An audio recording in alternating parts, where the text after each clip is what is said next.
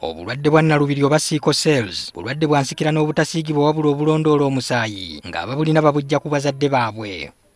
Mu mwaka gwa 2012 eddwaliro lya Luweero Health Center 4 nga liyambibwako ekitongole kya Hole Foundation lyatandikawo ekifo awajjanjabirwa abalwadde ba Nalubiri era buli lwakubiri abalwadde babooga mu kifo kino okufuna obujjanjabi.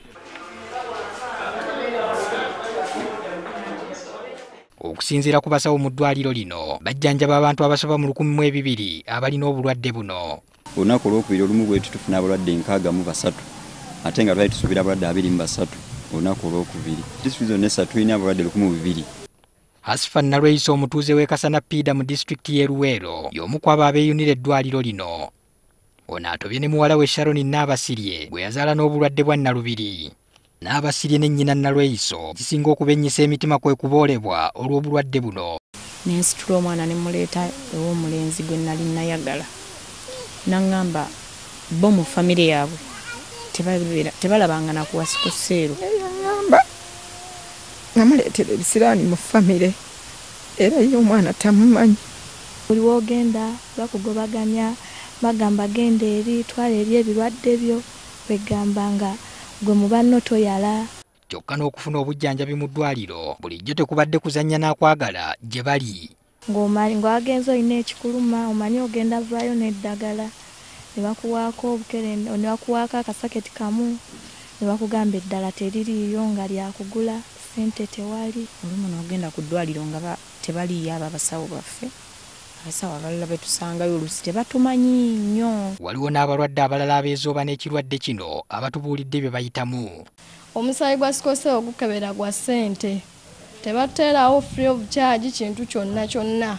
Kati omuntu n'akaluubirizibwa okukola ki? Okufuna entambula, eddwaliro, eddagala. Abamu ku basawo betusanze mu ddwaliro ly'e Luweero boogedde kati nti batuuka ne basoberwa ekyokukola olw'ebbula ly'ebikozesebwa n'eddagala. Otunulira omwana n'otuuka gwe omusawo okukwata mu nsawo yo n'odduka ate nga gavumenti kye yatugaana. Odduka gwe ng'olina akasente ko mu nsawo n'owulira nga kikuyitiriddeko n'odduka n'okaleeta ka diclofenac n'okamukuba n'afunako obuweweero. Ku ddwaliro lino balinawo ekyuma kimu bwe kiti ekikebera obutoffaali bw'omusaayi ate ekikakasa nti omuntu mulwadde wa Nalubiri bakisanga luzira gye batwala omusaayi okugukebera olwo omulwadde n'alindirira ssabbiiti 2 okufuna ebivuddemu. Abasawo n'abalwadde kaakano baagala gavumenti n'ebibiina eby'obwannakyewa amaanyi ge biteeka mu kulwanyisa obulwadde nga Mukenenya bagateekeko ne ku ndwadde ya Nalubiri. Radio zonna zoogera ku siriimu, buli lunaku TV zoogera ku siriimu.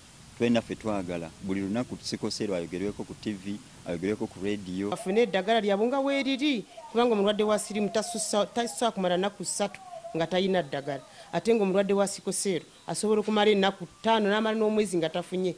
Dr. Diana Atwine nga yateekerateekera minisitule y'ebyobulamu agambye nti ensonga z'eddwaliro lino baazitegeerako era nga bagenda kuzikolako. We are very grateful for that intervention they put in place.